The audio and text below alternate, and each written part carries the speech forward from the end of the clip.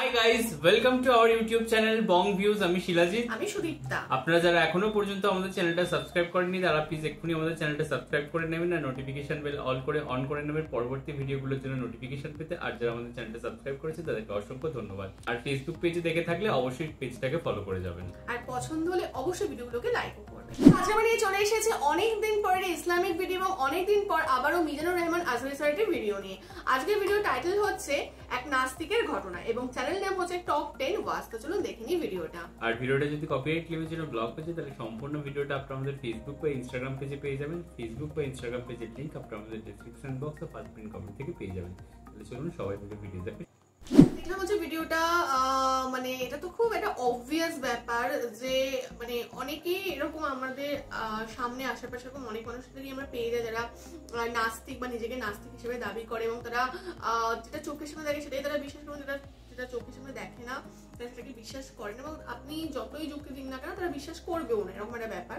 তো এখানেও আমরা সেরকমই কিছু উল্লেখ পেলাম এবং এটা তো সত্যি কথা যে মানে এটা আমরা যারা ওপরওয়ালাকে বিশ্বাস করি, সেটা ভগবান বলুন আল্লাহ বলুন, আমরা যে ধর্ম যে যাকে বিশ্বাস করি, এটা খুব এটা সত্যি কথা। এটা আমাদের একটা দৃঢ় বিশ্বাস যে আমাদের হাতে কিছুই নেই বা সবটাই হচ্ছে তার পরিচালনাতে আমরা পরিচালিত হচ্ছি, মানে মনে হচ্ছে যে আমরা করছি কিন্তু অ্যাকচুয়ালি আমরা করছি না।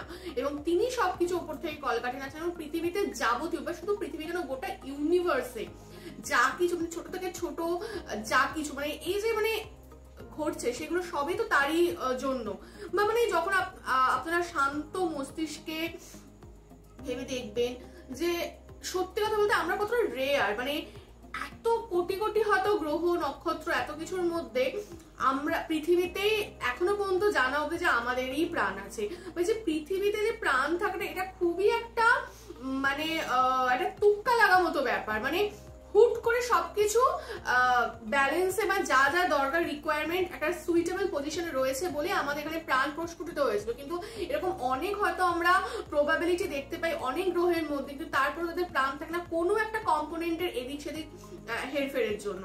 তো আমাদের এই যে পৃথিবীতে বাস করা, পৃথিবীতে যে প্রাণের সৃষ্টি, এটাও কিন্তু একটা বড় তুক্কা বা যা কিছু ঘটছে। এই বিষয়ে আমার তবু একটা জিনিস মনে হয় যে এমন কিছু হয়তো মানে মহাজাগতিক ব্যাপার স্যাপার হয় যেগুলো হয়তো আমরাও মানে যখন মঙ্গলে যাই চাঁদে পাড়ি দিই সেটাও হয়তো আমরা মানে সেই যন্ত্রের মাধ্যমে ধরতে পারি না।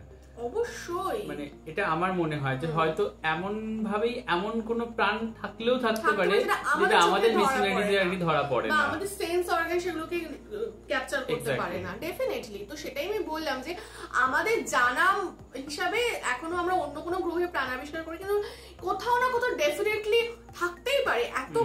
এত কোটি কোটি গ্রহ রয়েছে। বাট হ্যাঁ এটাই আর কি যে এই যে এত কিছু ব্যালেন্সে চলছে আমাদের পৃথিবীতে বলুন বা গোটা ইউনিভার্সে বলুন বা মানুষের নিত্য নৈমিত্তিক জীবনে যে ছোট ছোট ঘটনাগুলো ঘটছে, মানে সবকিছু কেউ না কেউ তো কন্ট্রোল করছে, যেটা আমরা যারা আস্তিক তারা বিশ্বাস করি। তো এটাই এখানে যে মানে যে নৌকার মাঝির যে আর কি উদাহরণটা দেওয়া হলো এবং আল্লাহকে বা যে সৃষ্টিকর্তাকে বিশ্বাস করানোর জন্য বা তাকে যে ট্র্যাকে আনার জন্য, তো এই উপমাটা খুব ভালো ছিল কি মানে উদাহরণটা। কিন্তু এখানে একটা জিনিস বলা হলো যে মানুষ সব থেকে দুর্বল, হয়তো সেই দিক থেকে আমরা ভীতু বা আমরা দুর্বল হতে পারি, বাট আমাদেরও কিন্তু তাদেরকে কন্ট্রোল করার কোথাও কি মস্তিষ্কটা রয়েছে যেটা হয়তো তাদের নেই।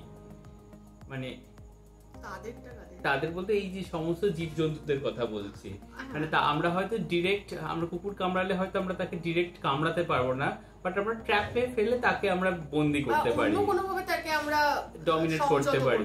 এক্স্যাক্টলি, মানে আমাদের হয়তো এই জিনিসটা রয়েছে যে যার জন্যই হয়তো আমরা মানে এতটা এগিয়ে আসতে পেরেছি তাদের। এবং আমার মনে হয় আমাদের কোথাও গিয়ে হ্যাঁ আমি কখনো সৃষ্টিকর্তা লেভেলে তো ডেফিনেটলি বলছি না, ওটা তো অসম্ভব ব্যাপার, মানে ওটা কল্পনাতীত ব্যাপার এবং ভাবাও পাপ। এবং এই জায়গায় একটা বিবেকানন্দের উক্তিও মনে পড়ে যে নিজেকে দুর্বল মনে করা সবথেকে বেশি পাপ। তো যখনই আমরা নিজেদের দুর্বল মনে করো তখন তো আমরা হেরেই গেলাম জীবন যুদ্ধে। তো ওই যে আমাদের যে মনে যে সাহস আত্মবিশ্বাসে না আমরা এই পরিস্থিতিকে মোকাবিলা করতে পারবো এবং আমরা জয়ী হব, আমার মনে এই ধারণাটাই অনেক স্ট্রং করে দেয় অন্যান্য পশু জীব জন্তুদের থেকে। তো দুর্বল হয়তো আমরা নই, বাট হ্যাঁ যেটা আমাদের আপাত দৃষ্টিতে মনে হয় আমরা করছি সেটা আমরা করি না, এটা তো ডেফিনেটলি। তো যাই হোক, ভিডিওটা ডেফিনেটলি ইনফরমেটিভ ছিল এবং তার ভিডিও অ্যাজ ইউজুয়াল যথেষ্ট শিক্ষণীয় হয়, শুনেও ভালো লাগলো। অনেকদিন পর তার ভিডিও দেখলাম এবং অ্যাজ ইউজুয়াল শিক্ষণীয় ছিল, অনেক কিছু শেখার মতো, মোটিভেশনাল, ইন্সপিরেশনাল ছিল। তো ভালো ছিল ভিডিওটা এবং আশা করছি আপনাদেরও ভালো লেগেছে। যদি ভালো লেগে থাকে অবশ্যই লাইক করবেন এবং আপনারা কারা কারা আবারও, আমরা যেমন আগে ব্যাক টু ব্যাক অনেক ইসলামিক ভিডিও দিতাম, তো সেরকম কন্টেন্ট আবার যদি আপনারা ফিরে পেতে চান ডেফিনেটলি আমাদের কমেন্ট করবেন এবং আমাদের চ্যানেলটাও সাবস্ক্রাইব করে এবং সাজেস্টও করবেন। একদম। আর সাবস্ক্রাইব বাটনের পাশে জয়েন বাটন পেয়ে যাবেন, সেখানে কিছু ফেসিলিটিস দেওয়া থাকে, চাইলে আপনারা চেক করতে পারেন। আর আমাদের যে ফেসবুক আর ইনস্টাগ্রাম পেজ রয়েছে সেখানে আপনারা ফলো করতে ভুলবেন না, লিংক ডেসক্রিপশন বক্সে পেয়ে যাবেন। আর আমাদের সাথে কানেক্টেড থাকার জন্য আমাদের যে ফেসবুক গ্রুপটা রয়েছে সেখানে আপনারা জয়েন করে আপনাদের মনের মতো সমস্ত কিছু পোস্ট করতে পারেন, তার লিংক ডেসক্রিপশন বক্সে পেয়ে যাবেন। আর আমাদের যদি আপনারা পার্সোনালি পছন্দ করে থাকেন আমাকে শিলাজিৎ সুদীপ্তা হিসাবে, তাহলে আমাদের পার্সোনাল ফেসবুক আর ইনস্টাগ্রাম সাইটে ফলো করতে পারেন, লিংক ডেসক্রিপশন বক্সে দেওয়া রয়েছে। তো দেখা হচ্ছে পরবর্তী ভিডিওতে, আজ এ পর্যন্তই, টাটা।